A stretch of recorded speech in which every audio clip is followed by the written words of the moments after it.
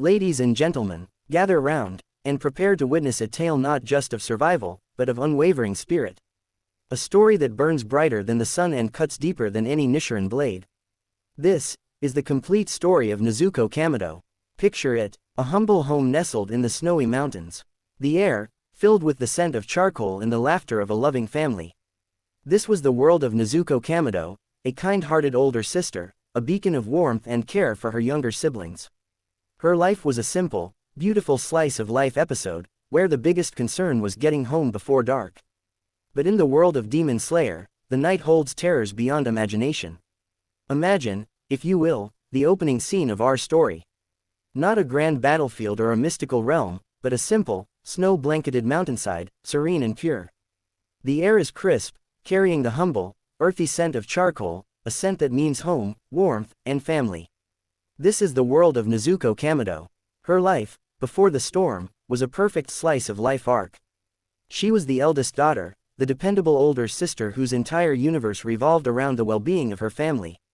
Her mother, Kai, was her anchor, teaching her the gentle arts of homemaking, their bond a silent language of shared smiles and knowing glances. Her younger brothers and sisters, Takeo, Hanako, Shigeru, and the tiny Rokuta, were her charges, her joy. She would play with them, comfort their scraped knees, and ensure the house was filled with laughter that echoed louder than the winter winds.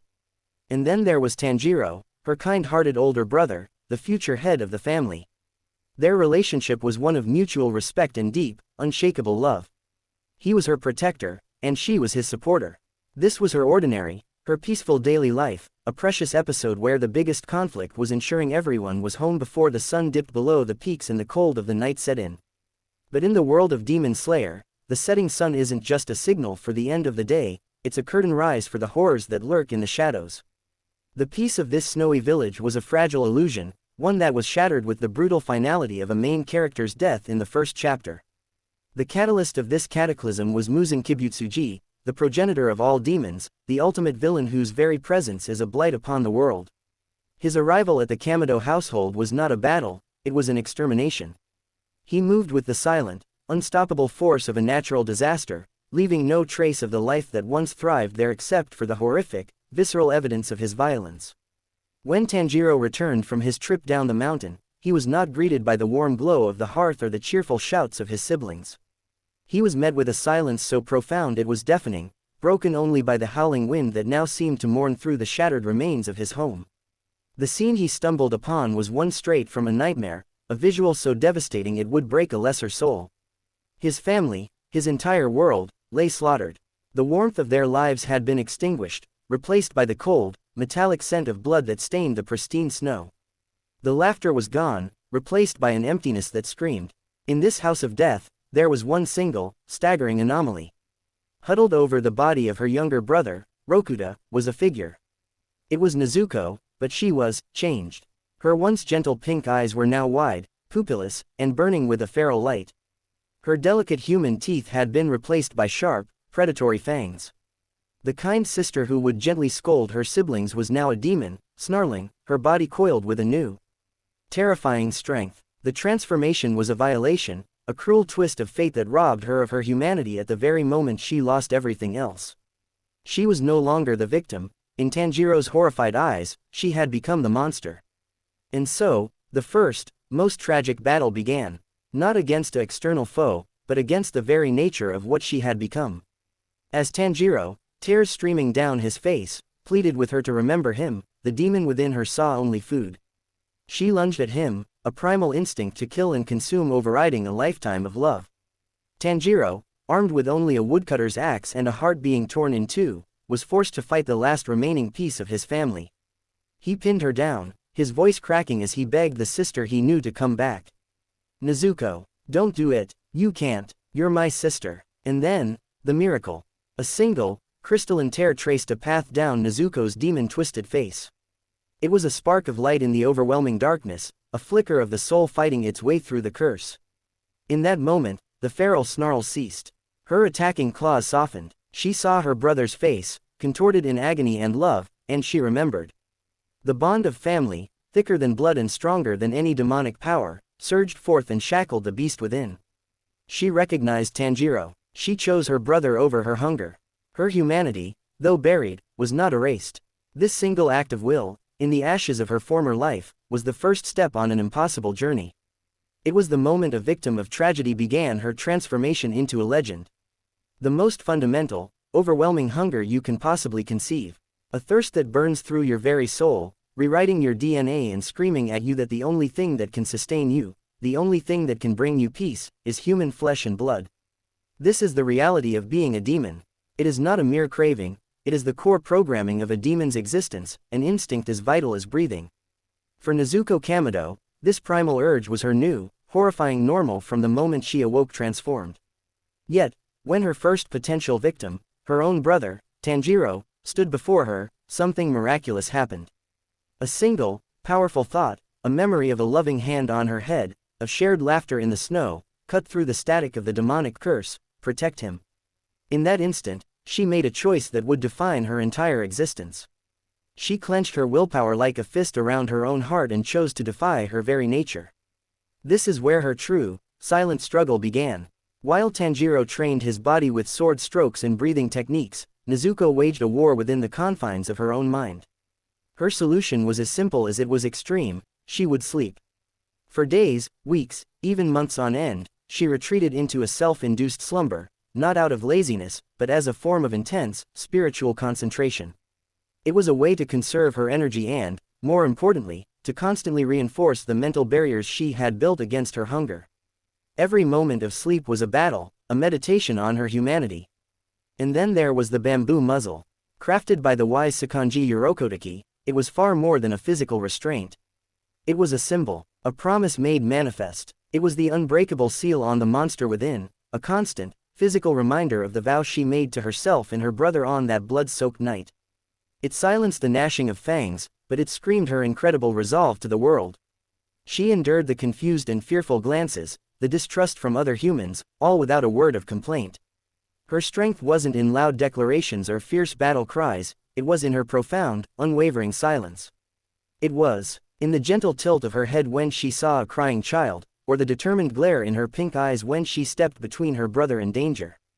She proved that the greatest power isn't the ability to destroy what you hate, but the will to protect what you love, even if it means fighting a war against the monster you have become, every single second of every single day. In the grand, action-packed tapestry of shonen anime, the power of bonds is a common theme. But the story of Tanjiro and Nezuko Kamado elevates this concept from a mere motivational tool into the very bedrock of their existence, the engine that drives their entire world. This isn't just a simple sibling affection, it is a dual-layered vow, a promise forged in the fires of shared trauma and tempered by unwavering loyalty. On one side, you have Tanjiro. His vow is external, vocalized, and action-oriented. From the moment he found his family slaughtered and Nezuko transformed, he shouldered a colossal, dual mission, to find a cure for his sister, and to annihilate the demon who destroyed their lives. He declares this to the faces of skeptical Hashira, he whispers it to himself during brutal training, and he screams it against powerful demons. His journey is one of relentless forward motion. Every swing of his Nichiren blade, every drop of sweat in his training, every ounce of pain he endures is a love letter to his sister, a physical manifestation of his promise to save her. He is her sword and her shield, fighting the external battles so she won't have to, always positioning himself between her and any danger.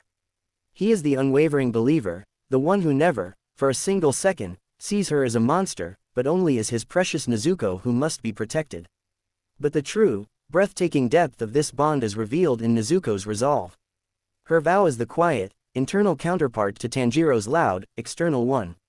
It is a battle fought not on rocky plains or in dense forests, but in the silent, shadowed arena of her own soul. Her promise was made in that single, miraculous moment she resisted her demonic instinct to devour her brother. From that point on, her entire existence became a testament to that choice. While Tanjiro fights with a sword, Nezuko fights with her will. Her greatest power is not her blood demon art, nor her growing strength, but her sheer, incomprehensible refusal to harm a human being. Every time she feels the gnawing hunger, the primal urge to lash out, she must consciously, actively suppress it. The bamboo muzzle is not just a tool, it is the symbol of her constant, internal struggle, a literal gag on the demon's nature she keeps locked within. Her vow is one of profound self-sacrifice.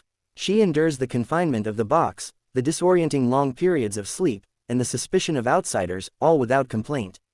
She does this because she trusts her brother implicitly. Her resolve is to follow him, to support him, and to ensure that his faith in her is never, ever betrayed. Together, they form a perfect, symbiotic circle of devotion. Tanjiro's promise gives Nezuko a reason to fight her inner demons, a beacon of humanity to cling to. In turn, Nezuko's incredible success in maintaining her humanity justifies Tanjiro's entire quest and fuels his determination. When she steps into the sunlight to save him from a falling boulder, it is her vow answering his. When he stands against a upper-rank demon, battered but unbroken, it is his vow protecting hers. They are two halves of a single, unbreakable will. One fights the battles outside, the other fights the battle within. One carries the other on his back in a box, and the other carries the weight of their shared hope in her heart. This is not just a brother and sister, they are each other's reason to persevere, a living testament to the idea that the strongest power in any universe is the unwavering decision to love and protect someone, no matter the cost to oneself. The journey of a hero is often measured in the enemies they defeat, the power levels they achieve, the flashy new techniques they unlock. But Nezuko's evolution shatters this conventional shonen mold. Her growth is not a straight line of increasing combat prowess, it is a profound metamorphosis of purpose, a reclamation of her identity forged in the crucible of countless battles. She begins her journey as the one who needs to be protected, a fragile soul sealed in a box, a tragic victim whose very existence is a burden her brother must bear. Tanjiro is her sole guardian, the wall between her and a world that wants her dead. But a pivotal shift occurs, not when she learns a new attack, but when she first throws her own body in front of danger to shield him. This is the moment the protected becomes the protector. Witnessing her brother's relentless struggles, his blood, sweat, and tears spilled for her sake, ignites a new instinct within her. It is no longer enough to simply not be a monster, she must actively become a warrior. Her power awakens not from a desire for vengeance, but from the pure, unadulterated need to safeguard the one she loves. Her blood demon art, the pink blaze, is the physical manifestation of this resolve. These are not ordinary flames, they are the crystallization of her will to protect. They burn with a paradoxical purity, scorching demons and their wicked arts to ash while being completely harmless to humans. Her very power is a testament to her soul, an ability that cannot be used for evil because it is fundamentally born from good. She evolves from a passive passenger on Tanjiro's journey into an active, decisive force on the battlefield. She analyzes opponents, creates strategies on the fly, and unleashes devastating kicks and flames that turn the tide against foes far more experienced than her. And then, she achieves the impossible. She conquers the sun. This isn't just a power-up, it is a narrative earthquake that redefines the entire conflict with Muzan. For centuries, the sun was the absolute, unconquerable boundary for demonkind, their ultimate weakness. Nezuko didn't just overcome a biological limitation, she shattered a foundational rule of her world. In doing so, she ceased being just Tanjiro's sister and became a key to humanity's salvation and the embodiment of Muzan's deepest, most desperate desire. Yet, even with this godlike achievement, her core remains unchanged. The ultimate proof of her evolution is not her solar immunity, but the moments of profound humanity that break through her demonic form. It is the single, glistening tear she sheds for the mother and children of the swamp demon, a silent elegy for a family she could not save. It is the gentle, hesitant hand she places on a suffering human, her touch conveying more compassion than words ever could. Nezuko Kamado's struggle proves that the most powerful evolution is not of the body, but of the heart.